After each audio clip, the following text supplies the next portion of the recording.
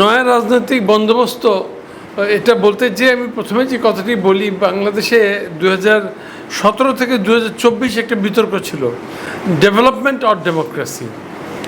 তো এখানে ডেভেলপমেন্টের পক্ষে অনেকে ছিলেন এবং কৌশলগতভাবে এই ডেভেলপমেন্টকে আমাদের ডিপ্লোম্যাটিক্যালি ডেট্রয়েট করে দেয় আমাদেরকে।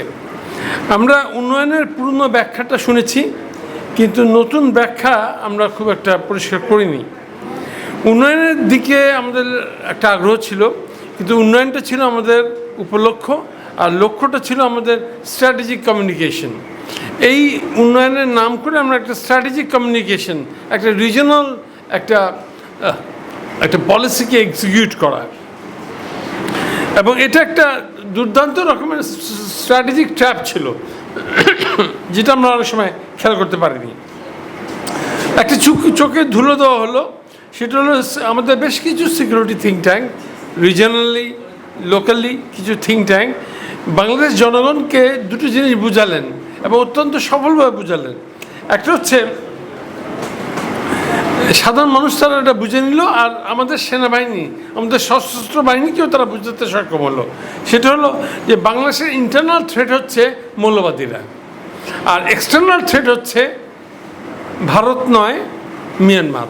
অর্থাৎ দুটো স্ট্র্যাটেজিক চাল এমনভাবে দিল যে আমরা ঘুরে গেলাম। মৌলবাদীদের দোষ আছে, ত্রুটি আছে, কিন্তু তারাই আমাদের ইন্টারনাল থ্রেট, এমনটা বলার খুব কারণ আমরা দেখি না। এবং শুরু হলো এর জন্য নতুন অপারেশনাল ডক্ট্রিন, শুরু হলো নতুন ফোর্সেস গোল 2030, শুরু হলো নতুন ইন্টিগ্রেটেড বর্ডার ম্যানেজমেন্ট এবং বাংলাদেশ গভর্নমেন্টের নতুন রিক্রুটমেন্ট পলিসি।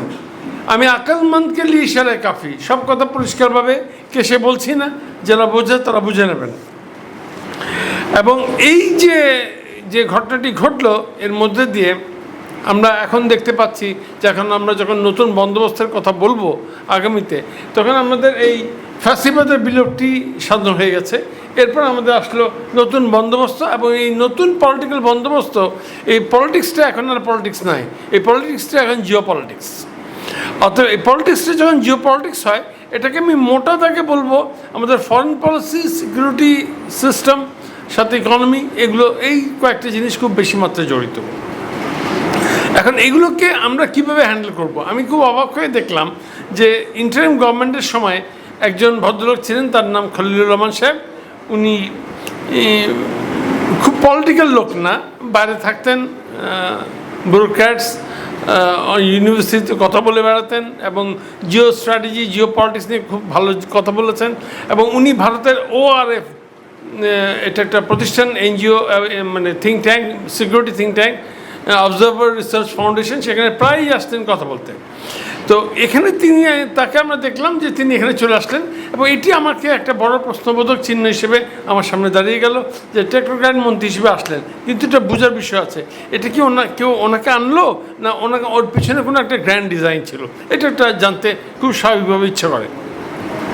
এখন এই রকম সময় আমাদের স্মার্ট পাওয়ার ডিপ্লোম্যাসি একটু বোঝা দরকার এক্ষেত্রে, এবং এটা আমাদের সংস্কৃতি, শিক্ষা, উন্নয়ন। ওই যে একজন ভাই বলে গেলেন, ছোট ভাই বলে গেলেন যে যখন আমি রাজনীতি করতে পারছি না, তখন আমি কবিতার মধ্যে দিয়ে আমি আমার কাজ সারি, হ্যাঁ, আমি আমার আবৃত্তির মধ্যে দিয়ে, অন্য চর্চার মধ্যে দিয়ে আমি কাজ সারি। এখন এই শিক্ষা, সংস্কৃতি, উন্নয়ন, এগুলো নিয়ে কাজ চলছে, এবং এটা একটা নতুন পলিটিক্যাল প্রোগ্রাম, সেটা আমাদের বুঝতে হবে। এবং একটা স্ট্র্যাটেজিক হেজিং চলছে, এই হেজিংটা আমরা হয়তো পুরোপুরি ধরতে পারছি না। এর ফলে অনেক ধরনের নতুন স্ট্র্যাটেজিক রিস্ক সামনে চলে আসতে পারে, এবং যেটাকে সামাল দেওয়ার মতো আমরা হয়তো তৈরি না। একটা জিনিস খুবই ইম্পর্টেন্ট, জিও ইকোনমিক পজিশনিং। আমরা গ্লোবাল পজিশনিং সিস্টেমের কথা জানি, কিন্তু জিও ইকোনমিক পজিশনিং খুব ইম্পর্টেন্ট জিনিস, যে ভৌগোলিক অবস্থানকে কাজে লাগিয়ে আপনার একটা স্ট্র্যাটেজি তৈরি করা। এবং এই মুহূর্তে আমার কাছে মনে হচ্ছে আমাদের যেসব কর্তা ব্যক্তিরা আছেন, তাদের কথা শুনে মনে হচ্ছে যে একটা স্ট্র্যাটেজিক আইডেন্টিটি ক্রাইসিসের মধ্যে তারা আছেন।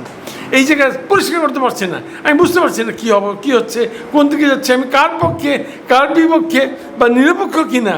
হ্যাঁ, কেউ একজন বললো যে না, নিরপেক্ষ মানে সবার বিপক্ষ। অর্থাৎ এই যে জটিল একটা জায়গায় আমরা আছি, সেই জায়গাটাকে ক্লিয়ার করার জন্য কেউ এগিয়ে আসছেন না, কেউ না, না সরকারি দল, না বিরোধী দল, না কোনো ইন্টেলেকচুয়ালস জায়গা থেকে, একাডেমিক জায়গা থেকে কেউ আসেন।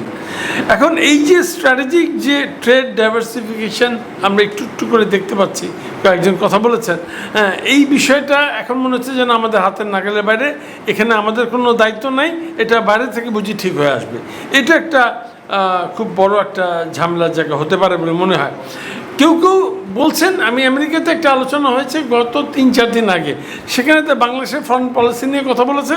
তারা বলছে যে একটা ত্রিভুজের মধ্যে বাংলাদেশ এমন একটা জায়গায় চলে যেতে পারে যে এক জায়গায় ইউএস, ত্রিভুজের 3 কোণে এক জায়গায় ইউএস, এক জায়গায় চায়না, একজন ভারতের অবস্থান, বাংলাদেশ মাঝখানে ভর কেন্দ্রের মধ্যে দাঁড়িয়ে চুপচাপ বসে থাকবে। হ্যাঁ, অর্থাৎ এরকম ঘটনা ঘটতে পারে।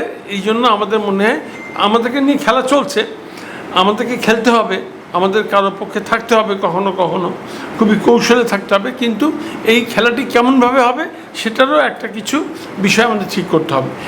আন্দোলন যখন পুরো মানে একদম গরম মৌসুম চলছিল, হ্যাঁ, জুলাইয়ের শেষ দিকে, তখন আমরা একটা কথা বারবার শুনছিলাম, ঢাকা না দিল্লি, এই নিয়ে একটা তর্ক, এবং সেখানে পরিষ্কার ঢাকার পক্ষে আমরা আছি। মানে এটা তো শুধু আক্ষরিক অর্থে নিলে হবে না, এর একটা দারুণ একটা ডক্ট্রিনাল ইম্প্যাক্ট আছে। কিন্তু পরে আমরা একটা মজার জিনিস দেখলাম যে দিল্লি না পিন্ডি, দিল্লিরও নয় পিন্ডিরও নয়, অর্থাৎ এরা কিন্তু আর একটা, মানে এটা শুনতে খুব সুন্দর লাগলেও এর কিন্তু অন্য একটি অর্থ আছে। তারা এটা একটা অন্য ধরনের ক্লাবে ঢুকবারও একটা চেষ্টা চালাচ্ছে, ফন্দি চালাচ্ছে, সেটাও আমাদের মাথায় রাখতে হবে।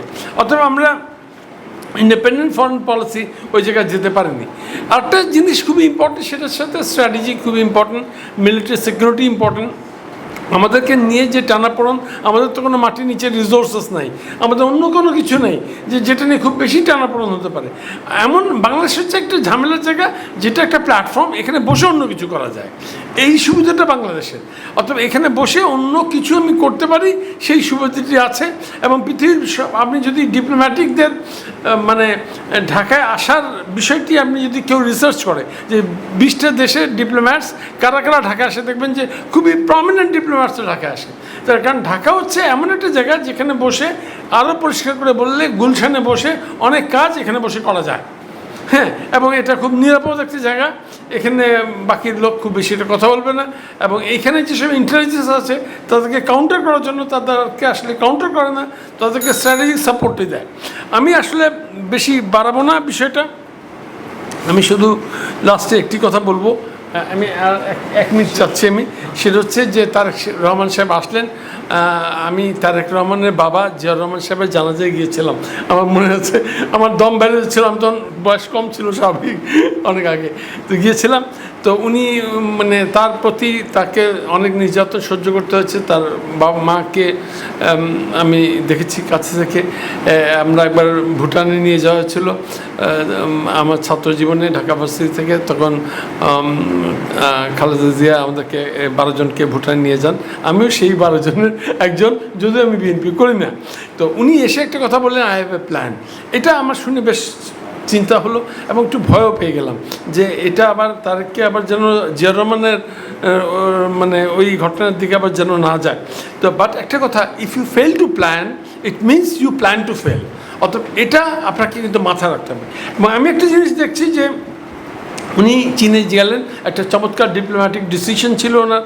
এবং শেখ হাসিনা দিল্লিতে বসে কথা বললেন এবং মিডিয়া তাকে বললো, কোনো একজন ভাই বললেন যে শেখ হাসিনার কথা বললেন। আসলে শেখ হাসিনা কোনো কথা বলেননি, শেখ হাসিনাকে বলানো হয়েছে। এটা একটা, শেখ হাসিনা নিজেও এখন একটা অফিস পরিচালনা করেন এবং এটা একটা পুরো নেটওয়ার্কের অধীনে আছে। অতএব আমাদের মনে হয় যে বিহাইন্ড দি সিন আমাদের একটু একটু করে বুঝতে হবে। এবং আমরা যদি বিহাইন্ড দি সিন বুঝতে না পারি, আরও পরিষ্কার করে বলতে হয়, যদি কনফিডেন্সিয়াল, সিক্রেট, টপ সিক্রেট, এই জিনিসগুলো দিল্লিতে বসে আমাদের যারা কর্মকর্তা তারা কী করেন আমি জানি না, আমার জানার কথাও না।